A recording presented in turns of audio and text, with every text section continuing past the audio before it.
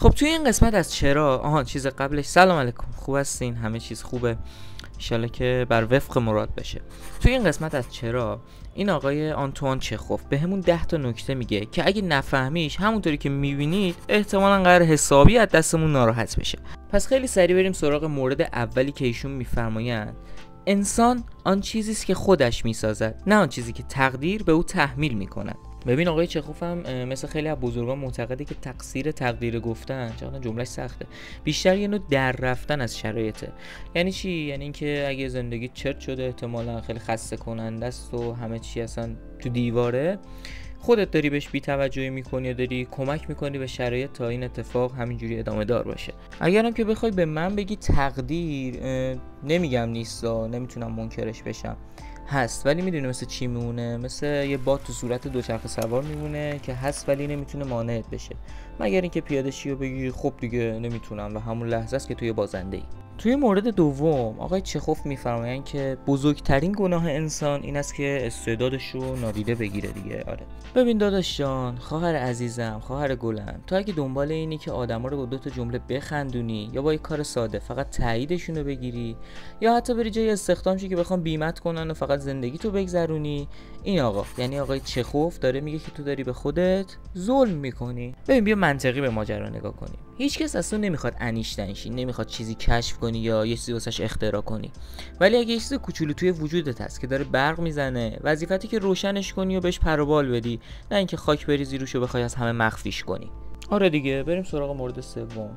این آقا توی مورد سوم میگه که اگه میخوای زندگی رو بفهمی، اول باید به خودت بخندی. یعنی چی؟ یعنی ببین اینجوریه که ایشون انگار میگه کل فلسفه زندگی همینه. ما یه هوش آدمیم که همه دور هم توی سیاره کوچولو جمع شدیم، داریم ادا در میاریم که زندگی سخته و نمیتونیم پسش بر بیایم. خودش یکی نیست بگه بابا ما یه بار اشتباهی کردیم، یه سیب خوردیم، هنوز داریم تاوانشو پس میدیم. البته که ایشون توش موزه. به هر حال منظورش اینه که اگه یه روز گند زدی به ارائه محل کارت، بشین یه چایی بریز، یه لبخند بزن و بگو دمت گرم، بازم ترکوندی رفیق. البته که بگذاریم بعد از اشتباه درس بگیر و به نظرم خودزنی لازم نیست دیگه. عالیه. حقیقتا من خودم این مورد چهارم خیلی دوستش دارم. توی مورد چهارم میگه که مردم وقتی باهات صمیمی میشن که به دردشون بخوری. به نظرم حقیقت تلختر از قهوه بدون شکره. خداییش چی گفتم. این آقا یعنی چخوف میگه اگه میخوای مردم دردت رو بشنون، باید اول براشون سود داشته باشی. یعنی چی؟ اول اونا مثلا میسنجن که تو ببینن معروف شدی یا پولدار شدی، اون وقتی که واو ببین چقدر باهات صمیمی میشن و تو میشی بهترین رفیقشون. اما تا قبل از اون چه خبر بود؟ هیچی به نظرم. تو یه آدم معمولی بودی با یه سری حرفای معمولی و میشی تنها دورتو میبینی و هیچ کس رو پیدا نمیکنی. پس یا بی نیاز شو از توجه مردم، یا یه کاری کن که حرفات بدون نیاز به اون توجه ها ارزش شنیدن داشته باشه. مورد پنجم واقعا میتونه یه درس بزرگ تو زندگی برامون باشه. با هر کسی درد و دل نکن. بعضی‌ها دنبال داستان مجانی میگردن. این گفته این آقا یعنی چخوف مثل اینی که انگار وسط یه دوره همی تو خونه خالت باشی. البته که اینجا خونه خاله نیست. واقعا بعضی گوش نمیدن که کمک کنن و دستتو بگیرن. گوش میدن چون دوست دارن بعدن تو رو نقل مجلست کنن. به نظر من که حرفای دلتو یا باید یه جایی بزنی که کمکت کنن، یا حداقل بعدش پیش هر کس و ناکسی نشینن بگن که بچه‌ها شنیدی داستان فلانی چی شده.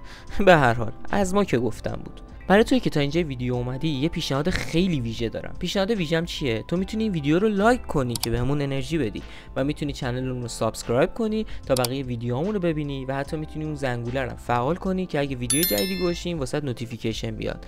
حالا دوچرخه سواران با هم دیگه بریم ادامه داستان این آقا یعنی چخوف رو بشنویم.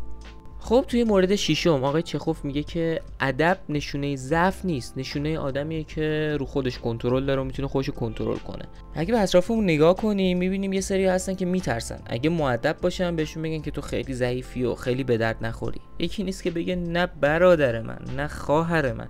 اتفاقا این آقا یعنی آقای چخوف میگه که اون کسی که وقتی عصبانی داد نمیزنه و از کوره در نمیره، یا چه میدونم فوش نمیده و بد و بیرا نمیگه، یا حتی گوشی که دستش رو زمین نمیکوبه، اتفاقا از همه قوی تره. ببین اگه بخوایم ادب رو به طبیعت ربط بدیم، یعنی اینکه من میتونم مثل یه آتش فشان باشم ولی تصمیم گرفتم که مثل یه دریاچه بکر و خنک باشم وسط تابستون. خب دیگه بگذاریم بریم سراغ مورد هفتم که میگه همیشه از آدمای بیخیال بترس، چون اونا واقعا هیچی براشون مهم نیست. ببین دوست عزیزمون آقای چخوف اینو احتمالاً بعد از برخورد با یکی از همین فاز ریلکس خفنا که میگن بیخیالش بابا همه چی میگذره گفته. ببین به نظر منم یه ذره بیخیالی خوبه ها، یعنی باش اوکی ام. ولی اگه کسی هیچی براش مهم نباشه، یعنی احتمالاً وقتی لازم باشه تا پشت تو بگیره داره جلوی آینه ابروهاشو برمی‌داره، چه میدونم. خلاصه که شما هم حواست به آدمای بیخیال تو زندگیت باشه. توی مورد 8 آقا یه جمله خیلی سنگین میگه اگه نمیتونی کمک کنی حداقل سنگ جلوی پا نباش. یه سری تو زندگی هممون هستن که نه تنها کمک نمیکنن بلکه انگار رسالتشون اینه که کارتو بیشتر و سخت‌تر کنن.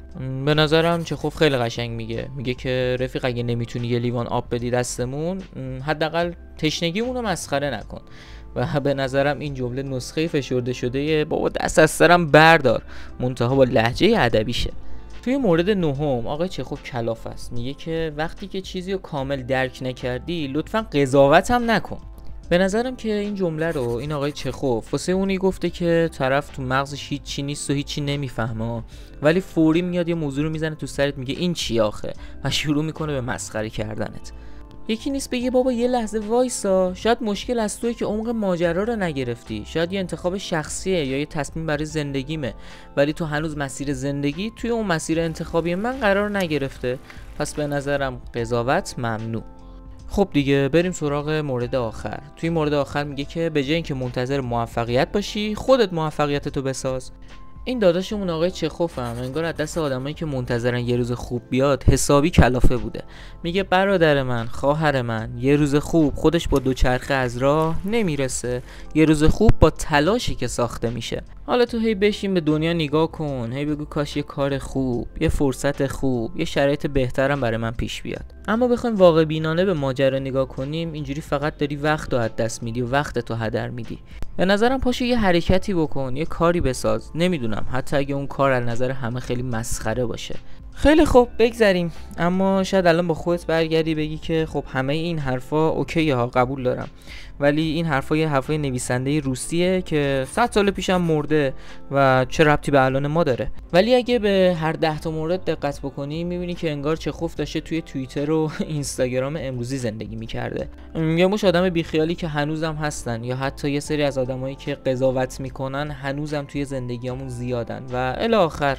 به نظر من که حرفای چخوف یه جور نقشه راهن برای اینکه چطوری توی این دنیای شلوغ خودمون رو گم نکنیم. حالا اگه تو هم دوست داشتی توی کامنت ها برام بنویس کدوم جمله چخوف بیشتر به درد این روزای زندگیت میخوره. خب دیگه رفیق قشنگم، اگه یکی از این جمله به تلنگر زد پس لایکو بده بیاد که ان شاءالله روح چخوفم تو اون دنیا شاد بشه و بهمون یه لبخندی بزنه. و اگه هنوز سابسکرایب نکردی به نظرت وقتش نشده؟